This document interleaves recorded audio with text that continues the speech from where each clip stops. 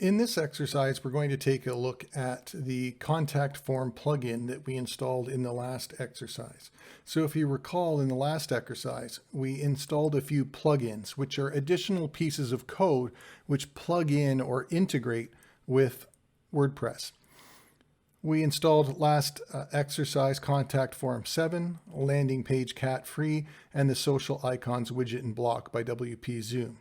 We're going to take a look at Contact Form 7 in this video.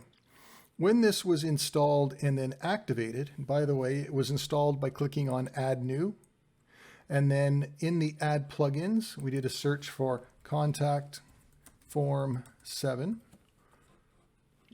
and it was this plugin here that we installed and we made active. If you want more details, you can go back here and you can read the details. Now, when it was activated, it added to our WordPress dashboard this contact menu item. And if we click on this, it brings us basically to a page which looks a little familiar to you. It's very similar to the pages or the posts page. And here there is a example form that you could use.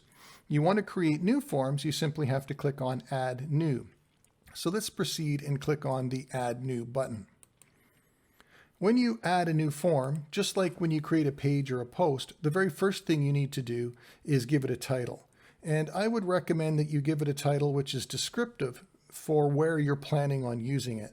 Now, this form that we're going to create here, I am going to use on my Contact Us page. So I'll call it Contact Us Page Form, just so that I can recognize it later. If you look at the interface here, you'll notice on the right-hand side, we have a Save button, and then we have frequently asked questions and documentation. So if you want to learn how to do something with this plugin, you can read that information. We have a Form tab, a Mail tab, a Messages tab, and an additional Settings tab. The Form tab is where we actually build our form. Now, this is not what you would call a what you see is what you get interface. Basically, this simply allows us to put form elements in somewhat like an HTML code type of way. Now, there are buttons up here that allow us to enter various types of form elements. The ones that are being used in this form are text, email, and where is it here? A text area. And if we look in the actual area down here, you'll notice that there is a label and a closing label tag. And you'll notice there's 1, 2, 3, 4 of those. And then between the tags, there are some words. In this case, it says your name, which is the actual label for this form field. And then in square brackets is the actual code or representation of the field. So this is a text field. The little asterisk means that it's required. That's what the asterisk means. You'll notice down here for the text area, there's no asterisk. So it's not required, it's optional. For this text box, which is the subject box, it's also required. For this box, which is the email, it is also required. So notice that we have a form element. These are added using these buttons up here. But what we'll do for this form is we'll simply use what they've given us to begin with. This is a form that has a your name label, a your email label, a subject form element, and then a big box where you can type your comment. The only thing I'm going to suggest we do to this form is instead of having someone write their full name, we might want to separate out their first name and their last name. So what I'll do is I'll change the label on this here to say first name, so that people know that the box will be for your first name. And I'm going to change this variable name also to first name. Notice I'm keeping it lowercase here. I'm going to then copy this just with Control C, move down and paste it in again. And this time I'm going to do last name, and I'm going to change the variable here to last name. The next field is email, the next field is subject, the last field is label. Now let's say I wanted to collect people's phone numbers. Telephone. Well, I could go down here again, I'll paste in my label, I will remove this element and I will stick in telephone. Now, when you add an element, as I'm doing here, it pops up a form for you to determine whether it's a required field or not, the name of the field, the default value if you want to put one in, an ID and class, we won't bother with that. And then down here, this is what the tag is going to look like. We'll click on Insert Tag, and we end up with the telephone tag called telephone. Notice that it is not required. If I wanted it to be required, I could have checked the box, but I can also go into this code and just put a little asterisk behind it. That would also make it required. So now I'm asking for first name, last name, telephone, email, and then of course the subject, what their query is about, and a space for them to write their message. I'm going to make the telephone optional here. Now that I've modified my form, and by the way, at the end here, we have a submit button. So it's a submit element. It was entered, and this will create the submit button. It looks complicated, but it's not complicated. And reading the documentation or the frequently asked questions will help, but also just using some logic, looking at, remembering what you learned about basic HTML, and looking at how this has been structured, you should be able to understand visually how the code works. What I'm going to do now is save this. Now that it's been saved, it's created this shortcode information here. And this is important. What we want to do is actually select this and copy it. So I'm going to hit Control C and I'm going to copy this shortcode.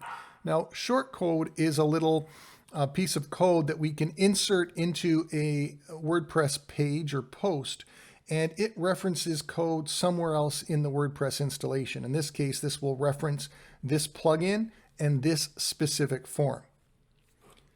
Now that I have the shortcode copied, I'm going to go back to my pages.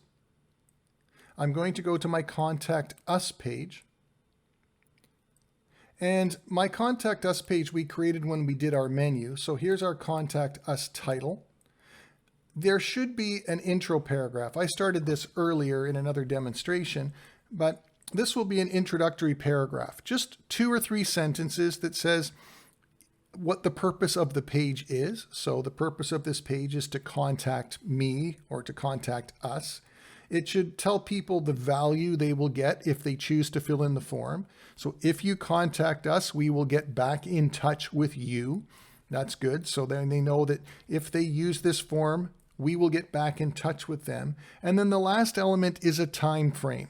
You really should have a time frame here. So if you fill in this form, we will get back in touch with you within 1 business day, or within 48 hours, or as soon as we're done hiking in the Himalayas at the end of November.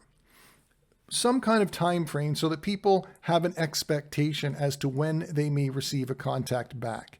And of course, if people take the time to contact you through this and provide legitimate information, you really should get back in touch with them.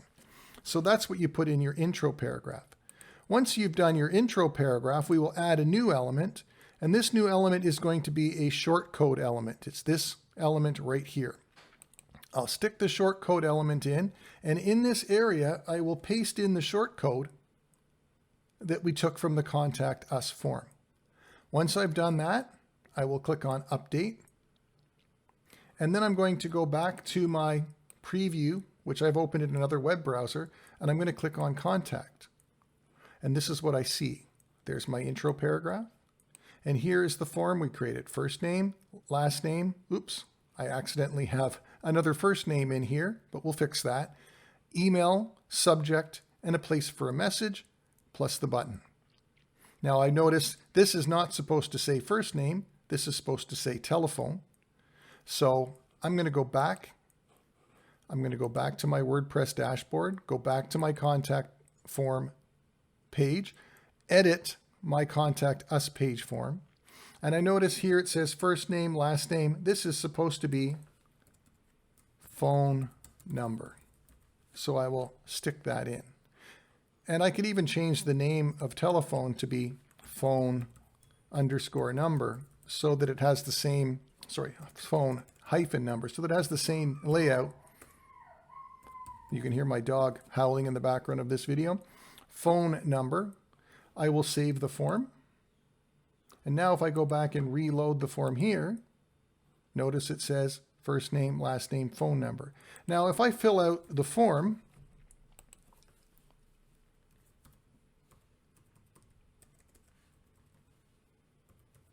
fake number, of course, my email.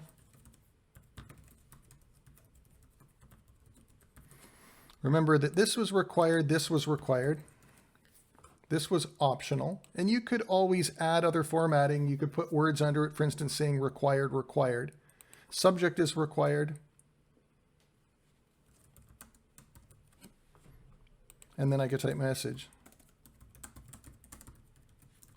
And then when somebody clicks on submit, the message should be sent to the email address that's registered in your WordPress installation.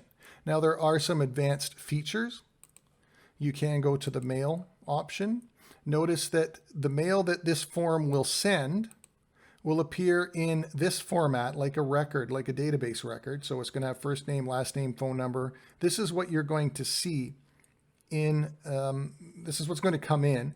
But siteadmin email is the email you used when you set up.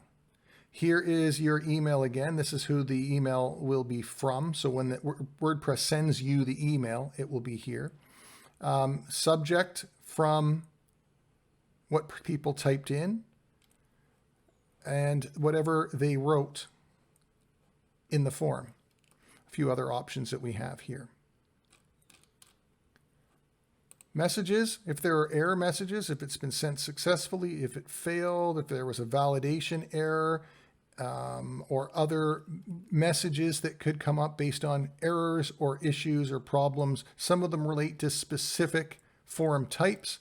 Some of them are functional. But again, you can learn more about this in the FAQ and docs. And you may well, in your career, be asked to create a form on a website you're creating for people. If it's a WordPress website, this is a free and easy to use form generating program. Sure, the forms are not the prettiest. They're not the most exciting in the world, but they work. That's the most important thing. So that is the Contact Form 7 plugin used. Next, we'll move on to the widget, social media widget plugin.